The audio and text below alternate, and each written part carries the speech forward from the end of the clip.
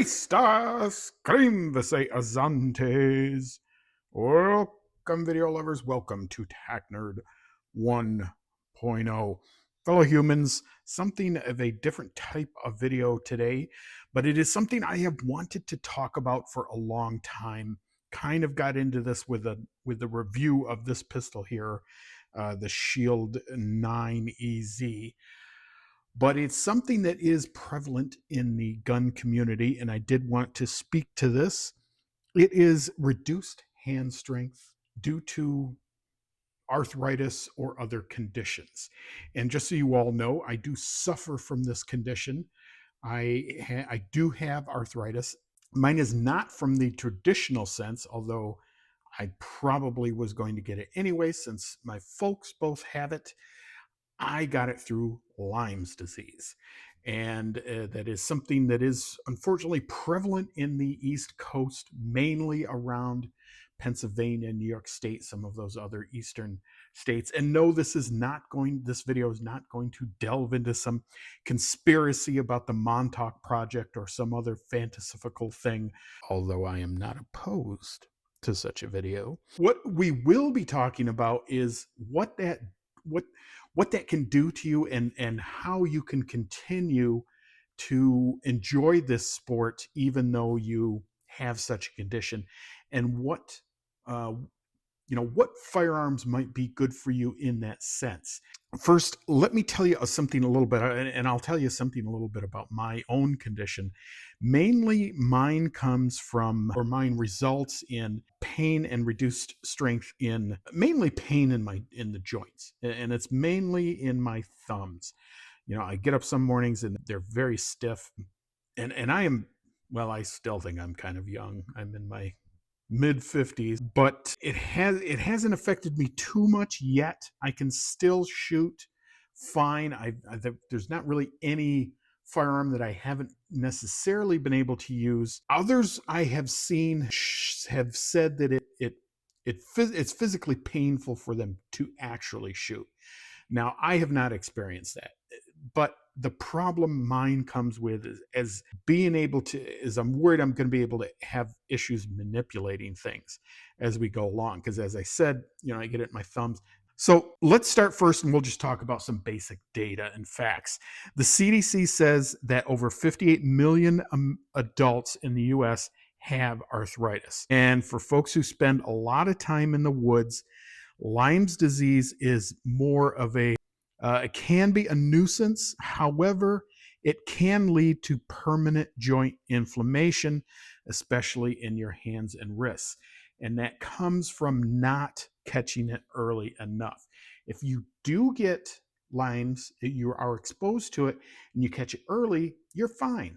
Everything's cool. Unfortunately, I believe I had it twice. The first time I didn't catch it early enough, and then the second time came around, and then that's when I really had the damage. Now, so the problem is in the ironic fact that I'm sure some probably anti-gunners are overjoyed at, is those of us who are the most prevalent outdoorsmen or outdoors people, we are the ones who are kind of exposed to this, and unfortunately we're the ones who can sometimes get stricken with it.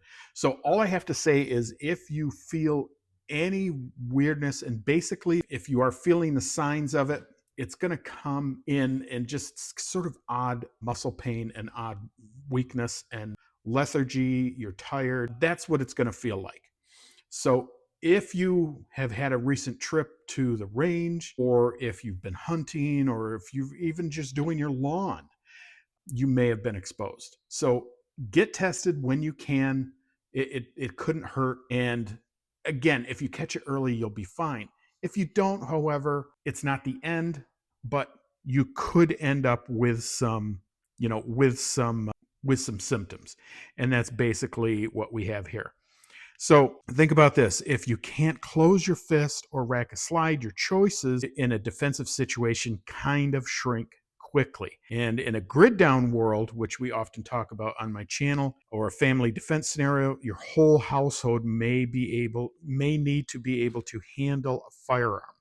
So what are the things that we want to look for in such a firearm, in a item that we're going to be able to continue to use if these symptoms progress further. If you do have arthritis or some sort of other autoimmune disease that attacks your joints, and you need, and you still want to be able to go to the range and plink and enjoy yourself and defend yourself and your family and your homestead. So the things we're going to be looking for in a real world scenario, first off, I said low recoil, but lower recoil. Again, I don't have that issue yet, but it may come along. Second is ease of use. And basically by that, what we're talking about is easy racking, easy loading, and easy unloading. Next is, of course, the other issue is always ammunition availability. If we find a weapon that you're going to be able to use, but you can't find ammo for it, again, it's not really much use. Number 4 is family usability. You want to pick something that you can use, but also your spouse or other family members can also use. And lastly, survivability. How does this hold up as a defensive tool, prepping tool, whatever? So I've picked out 5 that I think are kind of ideal for this situation, and we want to go over them. And I actually have one of them here, and we'll get to that. Now, of course, these are my ideas, my choices. There are others out there. And if you have any that you use and you are afflicted with such a condition, please leave your ideas in the doobly-doo down below. I would love to get a discussion on this. I'd love the community to talk about this more, because it is something that is an issue for us. First off, the first firearm that I feel we should take a look at is the Smith & Wesson 351C, and that is in 22 Magnum.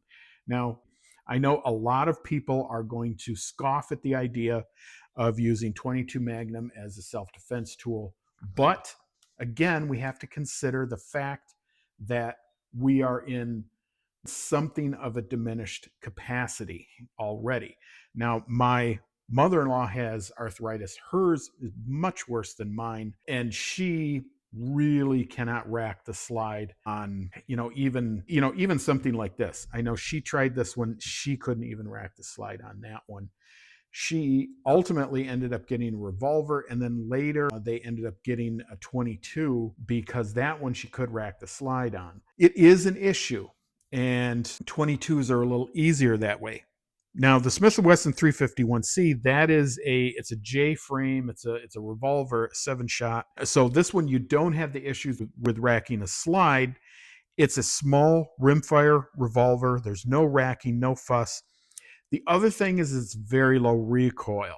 So if you are in this instance where you are very susceptible to recoil, you're not going to have as much of an issue there. It's perfect for those people who have this in their wrists, and they really cannot handle that severe recoil. The one issue is ammo cost. Now, it's moderate and it is widely available. 22 Magnum is, I wouldn't say it's certainly not as available as 22. It can be a little hard to find, but it's not horrible. So you can find it. It is generally on the shelf of big box stores. It is a bit costly though for what it is, but it is a viable defensive tool. Now, this is a 7-shot, which is helpful because you do have a couple more rounds than the typical, like 38 in a similar J frame, but there's plenty of tests out there. You can go search for them yourself for 22 Magnum. It is a viable tool. It might not be the perfect scenario, but it is there. Okay, next up is the Beretta 3032 Tomcat. Now, this is a legendary pistol. It's a tip-up barrel. There's no slide racking required. Unfortunately, I don't think this pistol is made anymore, at least not the original version. I think Beretta may have come back and redesigned it. So there may be a new version of it out there.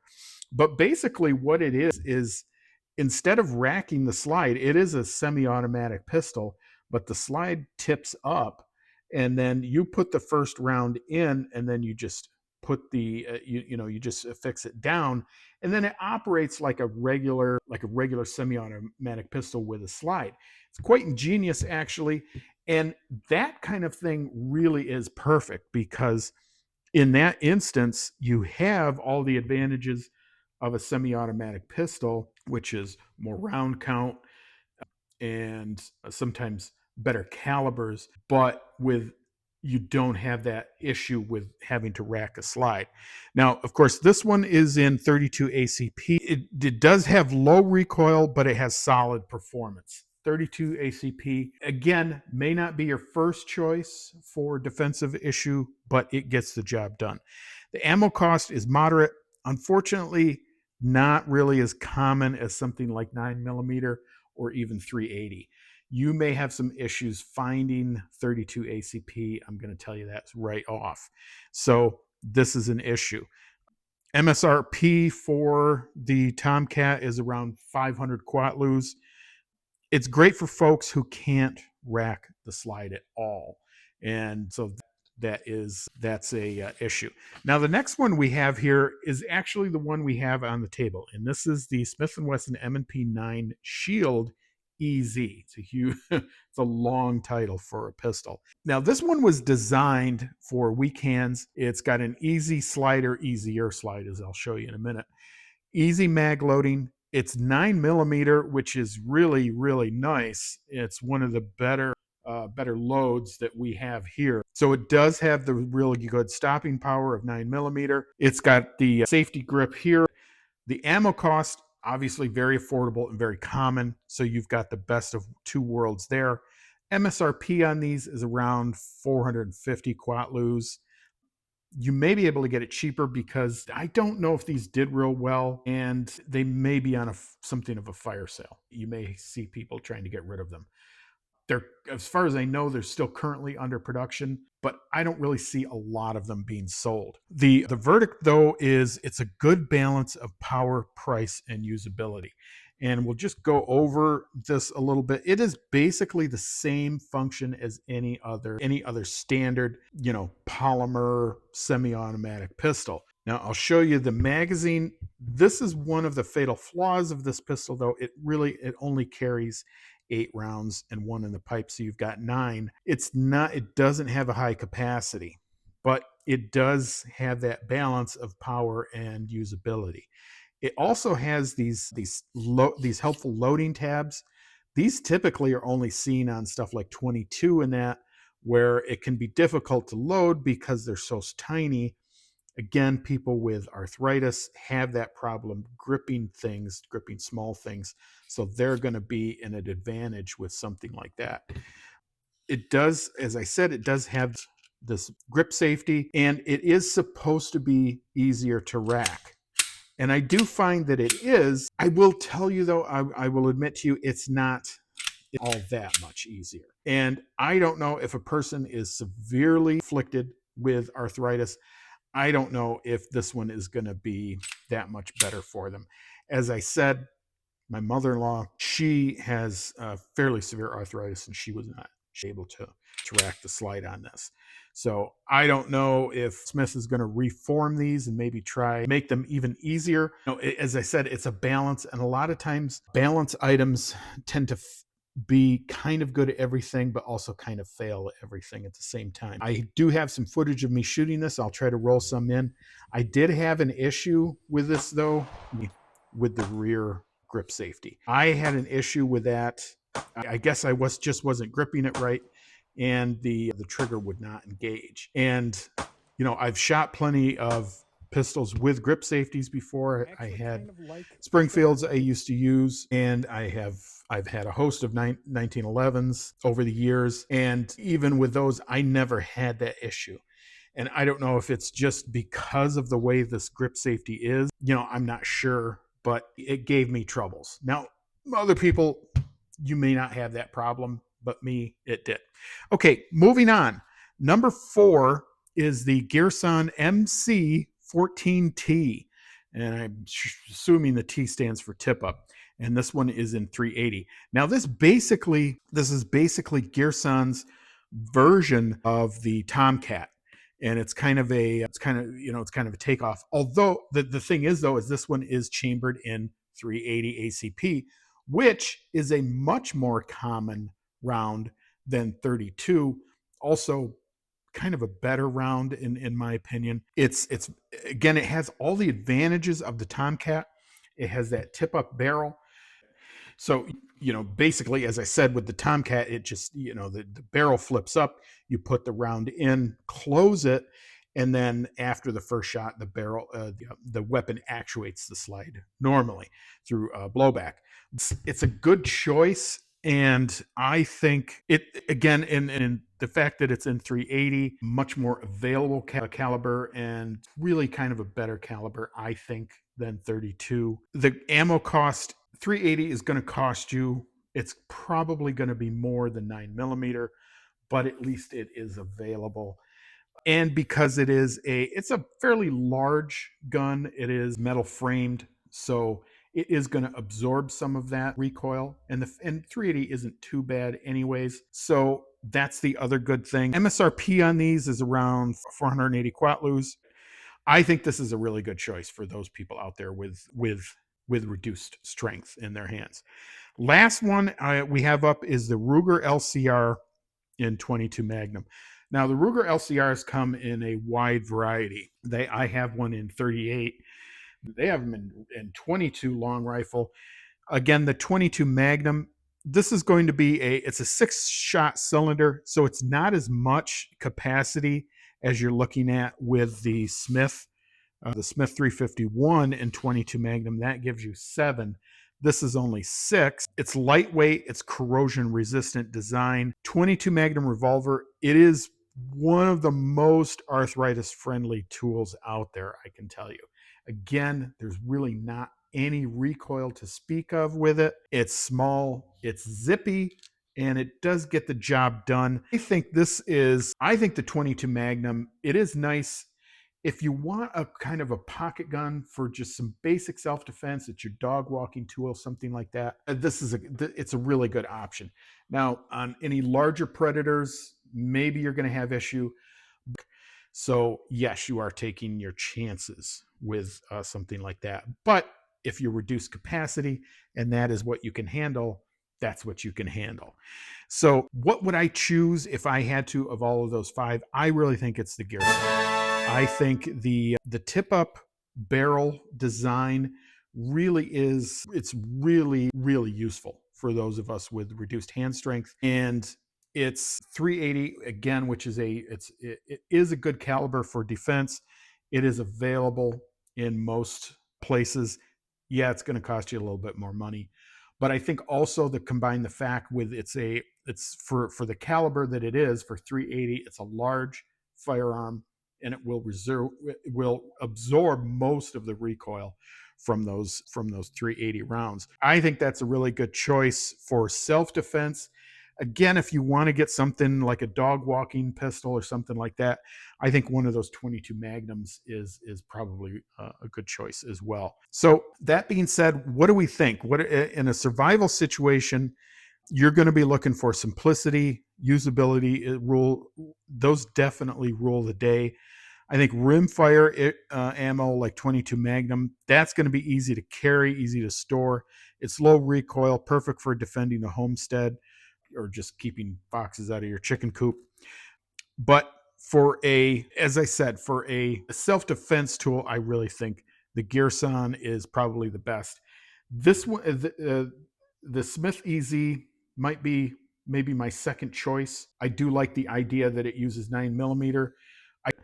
I just think depending on your condition, this may not be useful for you because of what it is. And I just don't know if it's light enough for it to matter. Okay, folks, so I want to say thank you for indulging me on this, on this merry way that we have gone on this topic. I do think it's important for the community. It's something that we all should be aware of. And if you are out there trouncing in the woods and you are in one of the afflicted areas, just make sure that you are aware and you you watch yourself and watch your symptoms and get tested. where possible. All right, folks, that's about all we have. I want to thank you again for coming and watching one of these videos. Like, share, subscribe, comment below. And if you have any arthritis-friendly advice, please list them. Remember, keep your powder dry, your ammo available, and your hands in working condition. Folks, this is TacNerd, and I am out of here. Welcome to TacNerd 1.0. I hope you liked the video, and remember to like, share, subscribe, and let us know what you think by making a comment below.